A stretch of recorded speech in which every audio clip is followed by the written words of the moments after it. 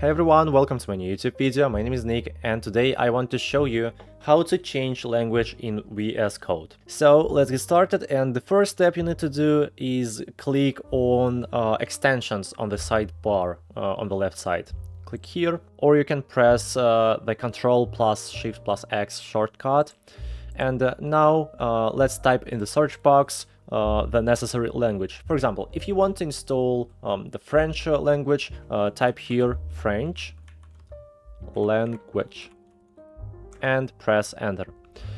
And on the first place you can see the necessary extension, French language pack for Visual Studio Code. Now let's install it. Click right here on install. And now on the bottom right corner you can see the window. Would you like to change Visual Studio Code's display language to French and restart? Click on change language and restart. Now just wait, and now you can see that all Visual Studio Code's interface on French language. So this is how you can easily change language in VS Code. Thank you so much for watching. Put your like under this video and leave your comment if this video wasn't clear for you. Bye bye.